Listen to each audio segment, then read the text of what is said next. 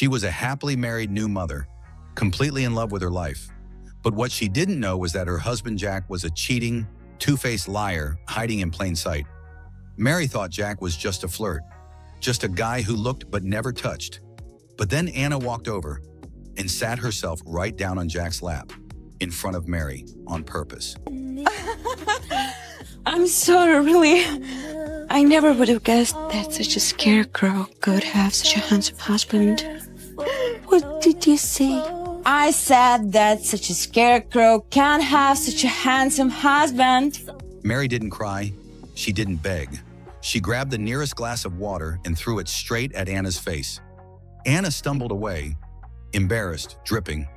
But as she walked off, Jack's eyes followed her. Every single step. Mary saw it, and that one look told her everything. But instead of apologizing, Jack turned around and blamed Mary for causing a scene on the plane. Then he actually stood up and went after Anna to apologize to her. Mary stood there, holding their baby, watching her husband chase another woman down the aisle. Then the plane alarm went off. Passengers panicked. Seatbelts clicked everywhere. But Mary wasn't thinking about herself. She was worried about Jack. She grabbed their baby and went looking for him. She checked the bathroom. Empty. Then she heard something behind the curtain. She pulled it back. Jack, Anna, together, right there, while their baby was alone, while the plane was in crisis, while they were still married. Anna looked Mary dead in the eyes and didn't even flinch. Mary looked at her husband one last time and walked away. No screaming, no begging, just done. 3 years passed just like that.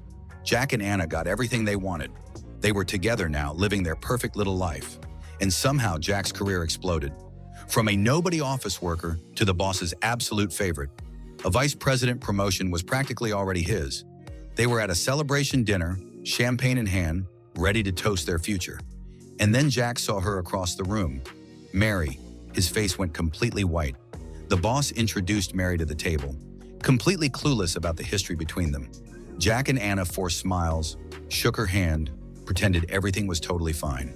Mary smiled back, warm, calm, completely unbothered. And that smile terrified Jack more than anything. Mary smoothly killed the awkward tension and suggested Anna dance with her husband. Simple enough, but Jack's heart nearly stopped. He was terrified Mary was about to blow up his entire career right here.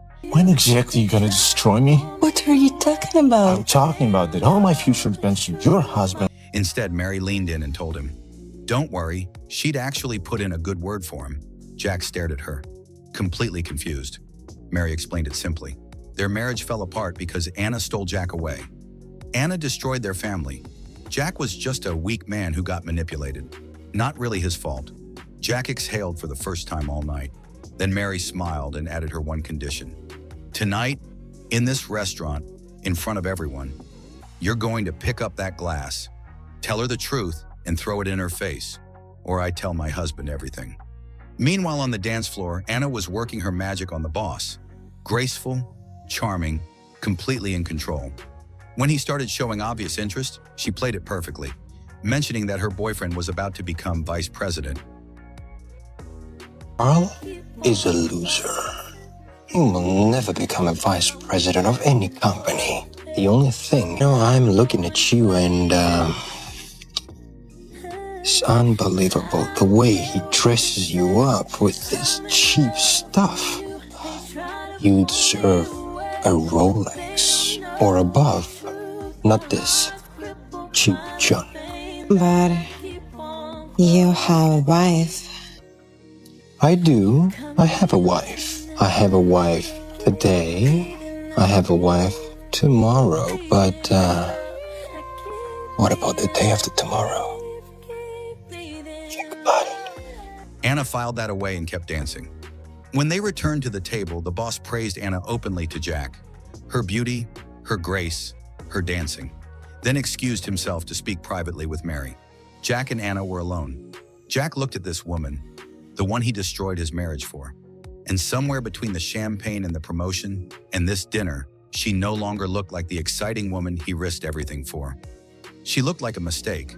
Anna spoke first, sharp, cold, cutting. "You know what I see right now? 8:30. I see money, Carl. These glasses are fake.